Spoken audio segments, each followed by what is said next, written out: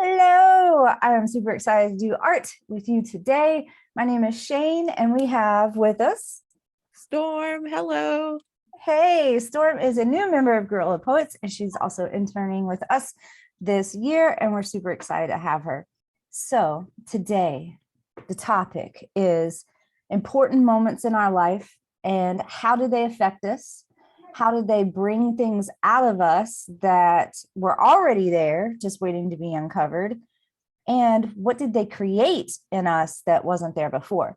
So this goes back to like this like really deep philosophical question that one of our members used as a poetry exercise before. And it was, do you think you're born, this was like the philosophical question, right? Do you think you're born a clean slate, like completely like uninfluenced, well, of course you're uninfluenced, but do you think you're born a complete like clean slate, and then you go through life, and as life happens to you, it shapes who you are? Or are you born whole with everything that you are already like predetermined, right? Of your personality and all of that, and the events that happen to you throughout life have like an adverse effect on you, but it doesn't make you who you are. So that was like the question, right? And it was like a pretty deep discussion and everything.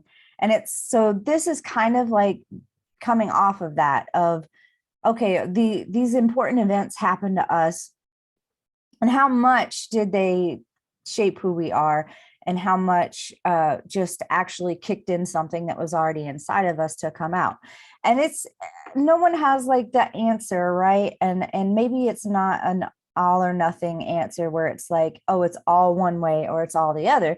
So this is a really cool exercise to do for many reasons, but one being, if you're going through life and something has happened to you and you're not sure how to navigate it, if you're not sure how to deal with it, how to process it, how to handle the emotions and the effects that come up from it, this is a great little thing that you can do to kind of explore that in a way that feels safer and invites you into the possibility of what's going on, instead of it kind of being traumatizing or triggering. You know what I mean? So we are going to use abstract art, which a lot of people have their own opinions about. Abstract art is art that is abstract. It doesn't look like a particular thing. It could be shapes and colors and textures, but it doesn't look like you took a photo, right? It looks, this actually, my mouse pad is a perfect example of that. It's not really an image of anything. I mean, you could say this is like marble, but it's a bunch of lines and different colors and different textures, right? So that's an example.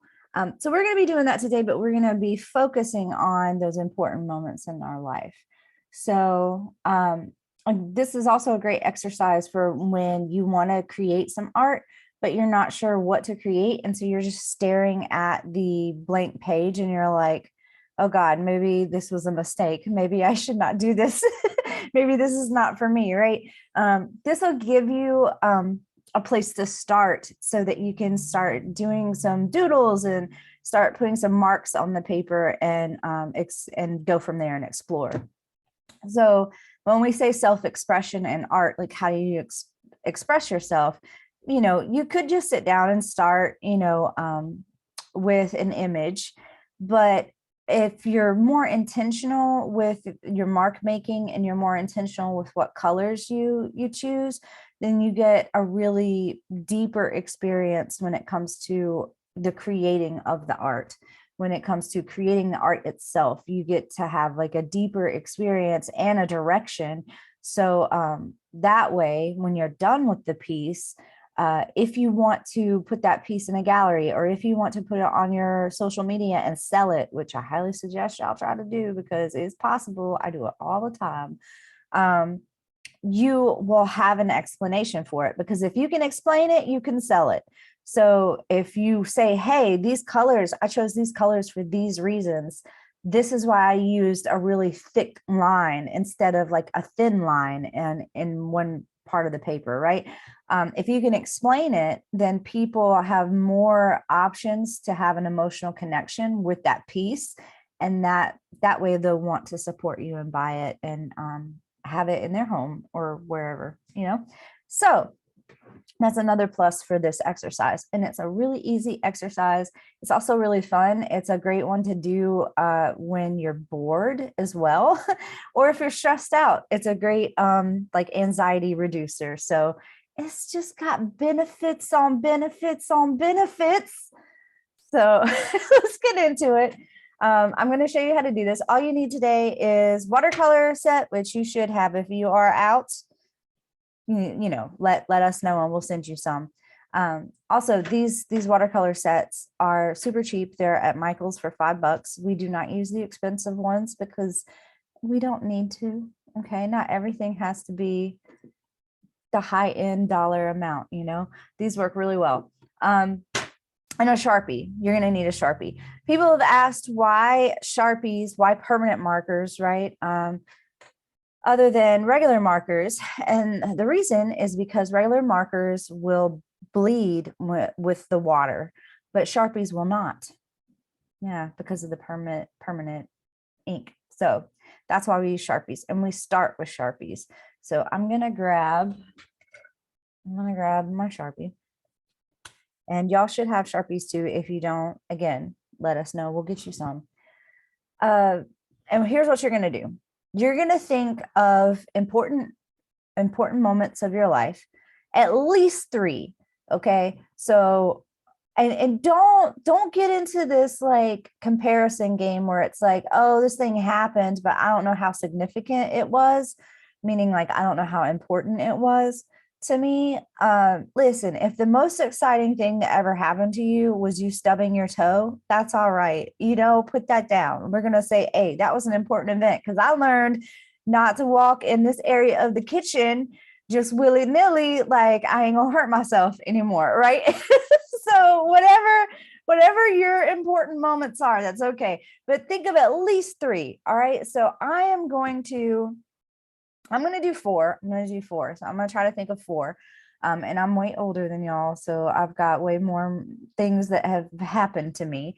But I'm going to see what I can come up with here. So, and it doesn't have to all be bad stuff either. It could be like moments of joy, happy memories. If you can think of some. I will say, for me, traveling was really huge for me when I was a kid. So we would go from job site to job site. So I'm gonna put traveling as one.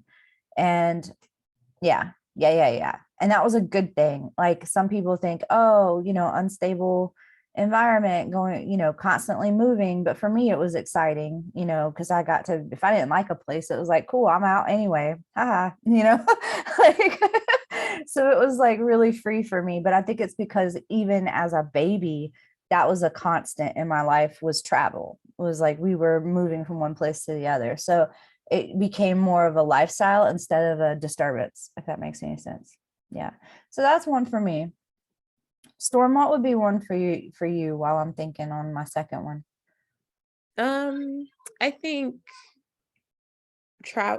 not like traveling from school to school, in a sense, like switching from private to public was like huge. It wasn't necessarily bad, but it was different, Yeah, that would be a change for real. I went to a private school when I was a kid for like a month, and it was awful.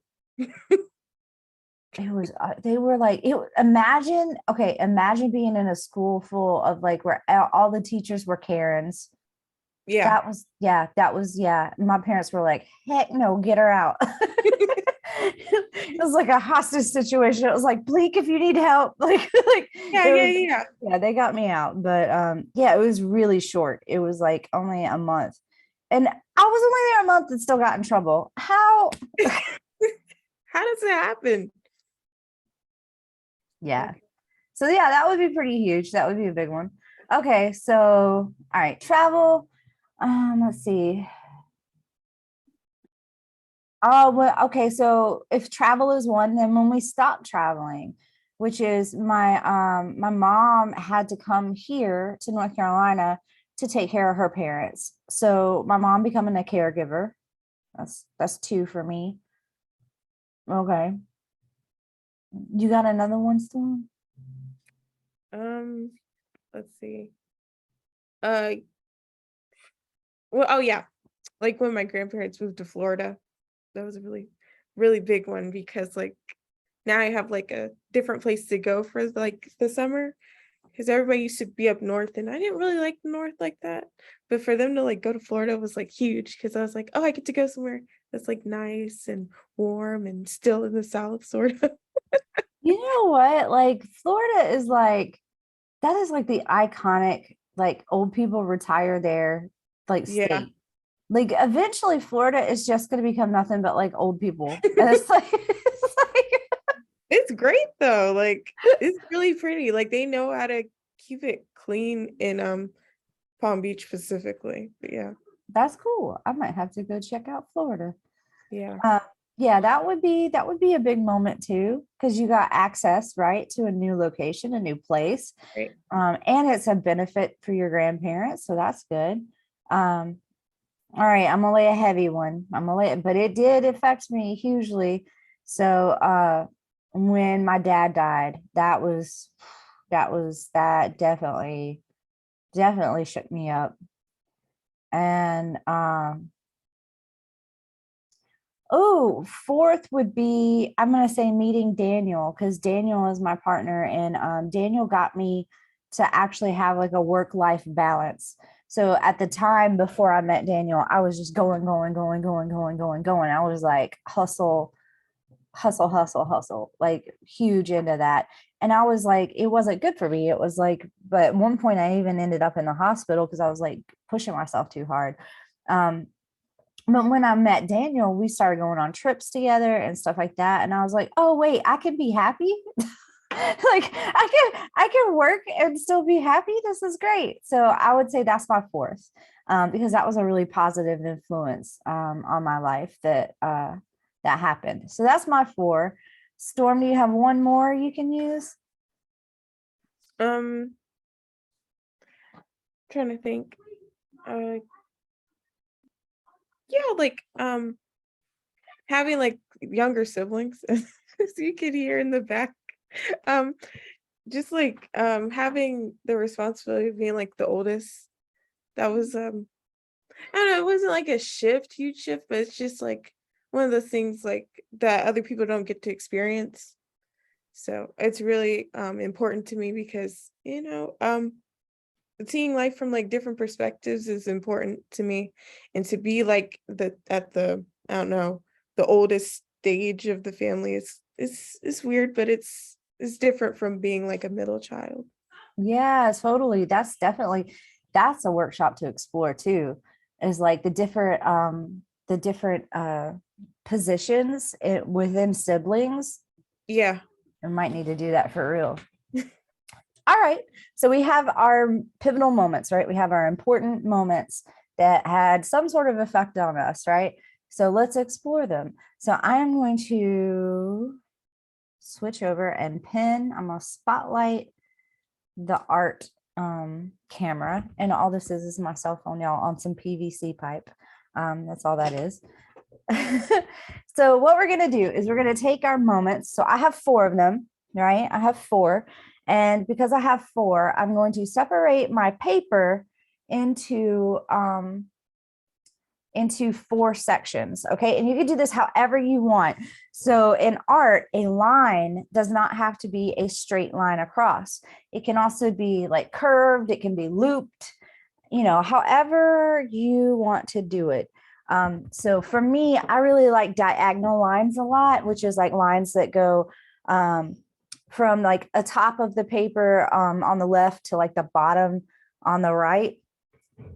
So I'm going to split my paper into four sections, and I'm going to do that with the Sharpie. And yeah, so I'm just going to do it however I feel. So there will be one section. And you can make your lines real thick if you want to. That's what I'm going to do. So that way you can see it for one, but. So there will be my first section. And I'm gonna come down here. This will be my second section. And you don't have to make them this thick if you don't want to, but.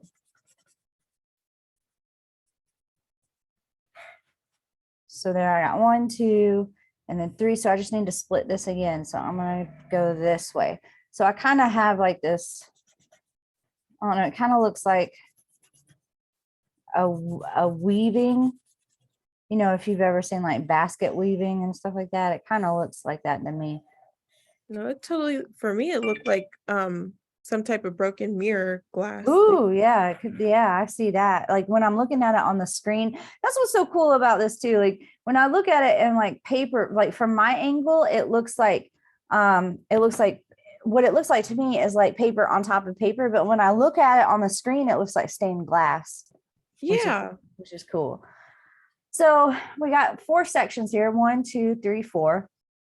And here's what you want to do. You want to think about, and then we call this in art, we call this color theory. When you want to think about colors that would represent the emotions and the thoughts for that event. So if my top section, if this is travel, right? If this is the experience of me traveling from location to location, what feelings what feelings come up for me when I think about that? What feelings did I feel when I was traveling? Well, the feeling of being free was one of them. So like freedom, joy, excitement to see new places, right? So for me, joy and excitement would be like an orange and a yellow, which only recently I've experienced. I don't know why here recently I think of like oranges and yellows, these bright sunny colors as joy. And then freedom to me is like a blue. It's like, because when I think of blue, I think of air, I think of water, I think of these things that are free flowing. So I would use like a yellow and an orange and a blue, which are also opposites on the color wheel, which makes them really good to go together. So opposite from yellow would be, no, actually, I think opposite of yellow is purple. But anyway, they go together. So that's the colors I'm going to use. So I know these are going to be the colors, but what about patterns? What about shapes, right? So travel is movement, right? But it's also like going from city to city to city, right? So what if I did like a connect the dots type of situation up here, and it kind of looks like constellations, or like, you know, a road map, how like you have like X marks the spot here, and then you do, you know how they do on treasure maps and stuff. So I would just keep doing these X's, right? And these like dotted lines to show that I'm going from one place to the other. So I would do that until I fill up this whole space. And it doesn't have to be like all of it with the markings, but a good amount, right? I want to fill it up to where it doesn't look too bare, because I want a lot of places.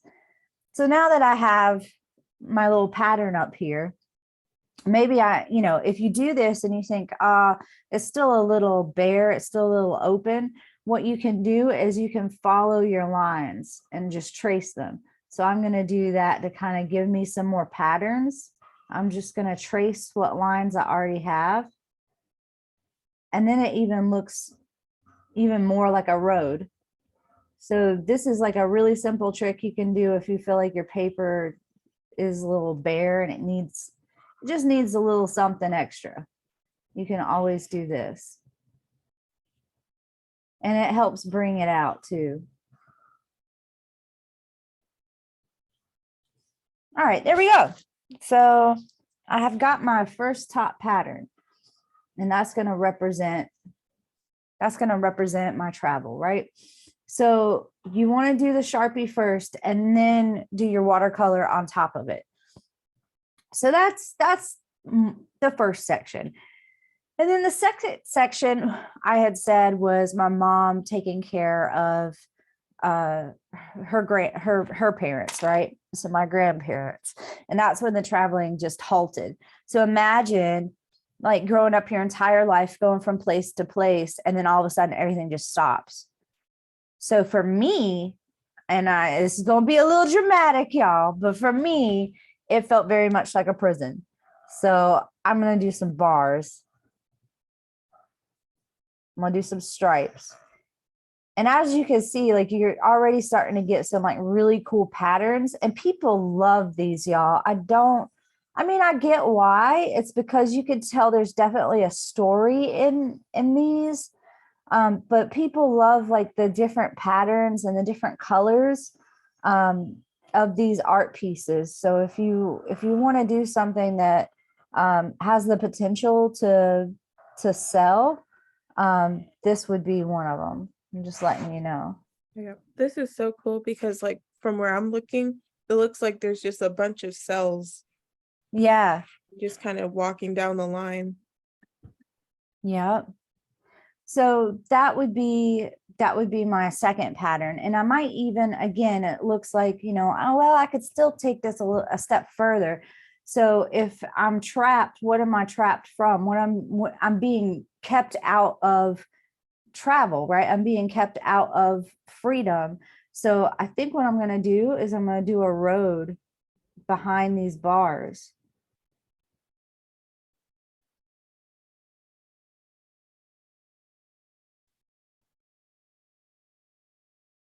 So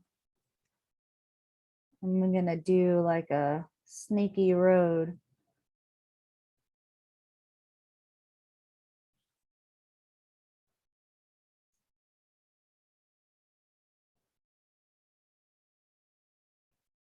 So things in the distance are smaller. That's why this is like so small up here.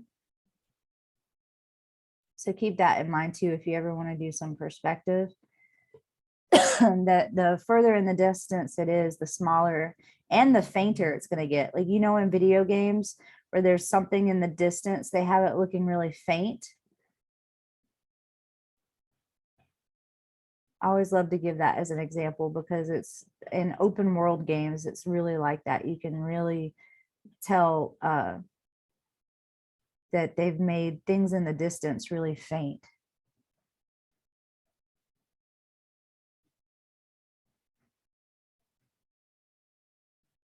All right. I'm glad this Sharpie is working for me because at first I was like, this thing about to go. So colors for this would probably, to me, be heavy colors. So it's also like kind of mourning the fact that this life is kind of gone, at least for the moment, right? Because, of course, I travel now when I can. But for the moment, as a teen, that's what sucks so bad about being a teenager, too. It's like if you're in a situation and you want to leave, it's like you can leave, but like somebody eventually is just going to come get you and bring you back to the situation. You know what I mean? But when you're older, you can just be like, all right, I'm out. you know?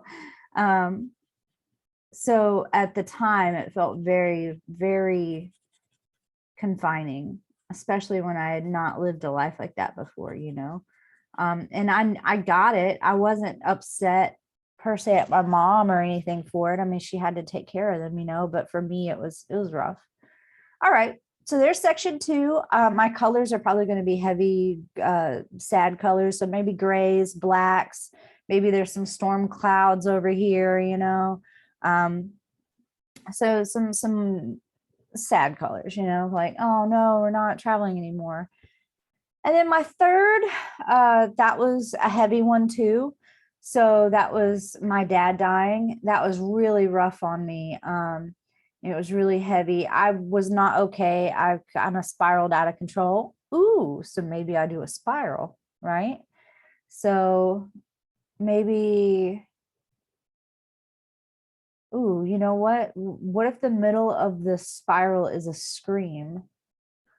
So I'm going to do a mouth.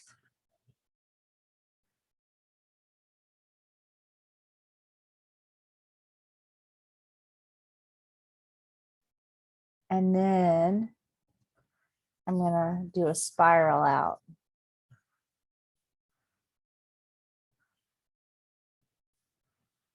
Because it felt very much like everything was spiraling out of control, including myself.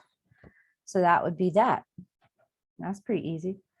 I'm gonna come in here and do the mouth a little bit better. So again, if you're thinking that, oh, this is like a little bear, I don't know what to do, I can come in and do maybe some spiky spiral in between, because that could represent pain, you know, something spiky and jagged and sharp.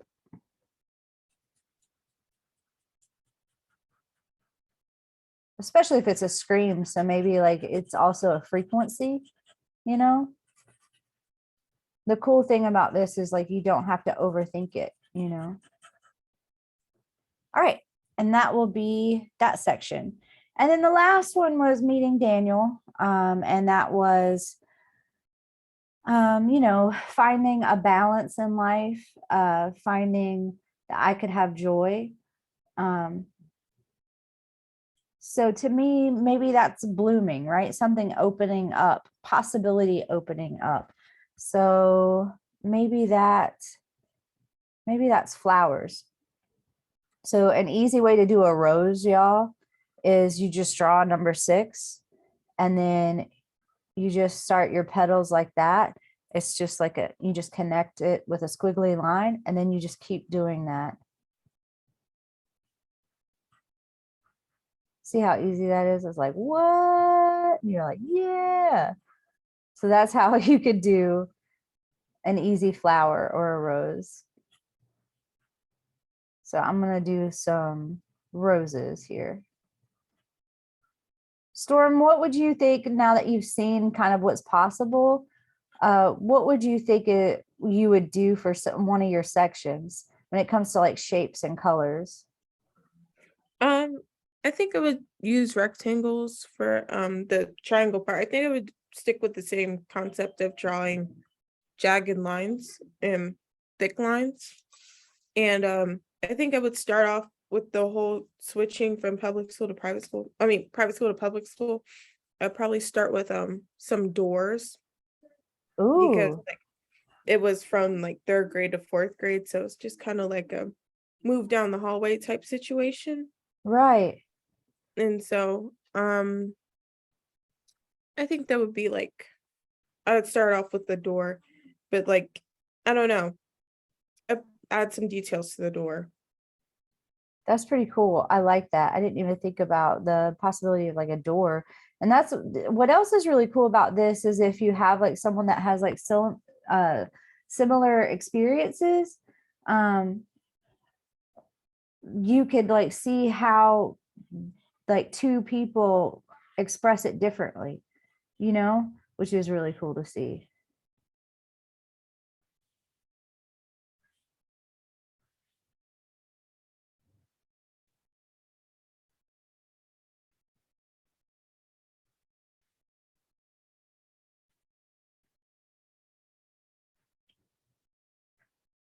All right. So I'm going to show you some more tips on these watercolors. So I got my 4 sections. And then we'll be all wrapped up. Hopefully this will get y'all thinking too about the ways things have impacted you. So I'm going to start with this screen down here and I'm going to put red because I was angry. I was angry. So the more you put up on your brush, so the first thing you want to do is dip it in water, and then you're going to come in here and pick what color you want.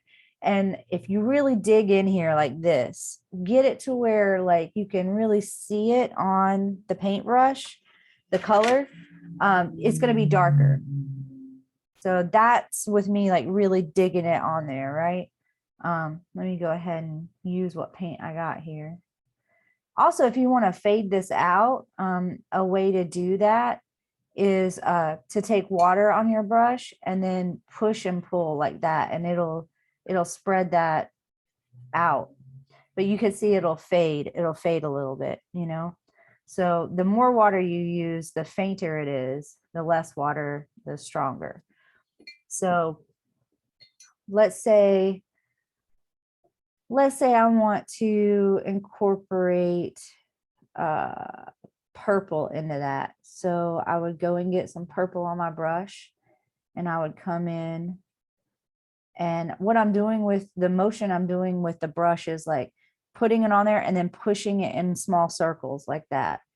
That's the motion I'm doing, and it'll blend it in there. You might need to get a darker purple. There we go. And then if I want to blend the whole thing together as like a wash, I would just get some water and same thing, circles, but I would rub everything together. And that kind of gives it like this really cool tie-dyed look.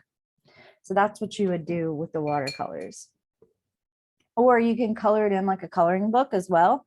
And if you do choose to do that, make sure, like I was saying, you really load up your brush with the color. So that way it'll show up and you have a little bit more control, because the more water you use, the harder it's going to be to control your brush and where the color goes. But yeah, have fun with this, y'all. People really love these, and it's great conversation starters too. People really love trying to figure out what it represents. And the cool thing about this too is, like, let's say you're in a space where there's not really a lot of privacy. This will be like a way that you could express yourself in a way where like you can keep it private, you know what I mean? And nobody really has to know what it is you're saying. So it's almost like using artistic elements can be like a code, you know, like your own secret code for expressing yourself if you don't want to have to explain yourself to anyone. I did that a lot in high school when I was a teenager, a lot. So Stormy, got any questions on any of this? What did you think about it? Well, with the whole like secret code thing, I mean, I love that abstract art is that way. Because if you like just happen to look at Basquiat's art, you wouldn't really know what he's saying. But if you do like research on him, maybe you would understand it better. That's kind of how it is with abstract art. And it's really nice to look at because you can make personal connections. And that's why it sells so well, because you can put your own experiences in someone else's work. But yeah, I love abstract art. I'm really good at it because there's no standard for it. And I Right. just really enjoy putting my creativity on paper, canvases, whatever, and like letting people figure out what they see in it. So yeah, I really do enjoy this because it's so small and it brings so much value at the same time. Right, that part. Yeah. Benefits upon benefits upon benefits, y'all. Yeah, this one's a really fun one to do. And you can use the same type of concept for anything too. It doesn't really have to even be moments that affected you. It could be how your day went. Like, here's the important events that happened today. Like, here's how today affected me. Because a lot of times we don't take time to stop and consider those things. So also, if you hate like journaling, and like I feel like every therapist ever is like, you should journal, you need to journal. And I'm like, I don't know that I want to. You could do this instead. And it's the same thing. It's just with art instead of with words, you know? So it's really cool. And it could get you to open up a little bit more about your feelings too, if you need to, you know. It's also okay if you just you want to shut down a little bit, you know. If you need that, if your body is like, you know, I'm done with processing things for the moment, that's okay too, you know. But yeah, y'all enjoy this, have fun with it. Again, don't overthink this. It's all about expression, right? So once you can define for you what represents all these different emotions, what represents joy, what colors, what represents anger, what shapes represent these things, what symbols, you have your own personal code for expressing yourself. And so it's really hard to get stuck when you go to create, because you have a base point, you have these things, these elements you can pull to create. So enjoy this. Hopefully I'll see your art soon. And yeah, y'all, we do have a space at Charlotte Art League where we can display art. So if you want to display your art, if you've done this workshop and you're like, oh my gosh, I really love the piece I did, I'd love to share it, then reach out to us, let us know, and we will get that up at Charlotte Art League as long as we have space on the wall. So, all right, y'all have an awesome, awesome, awesome weekend and be safe out here in the world. And we will see you next time.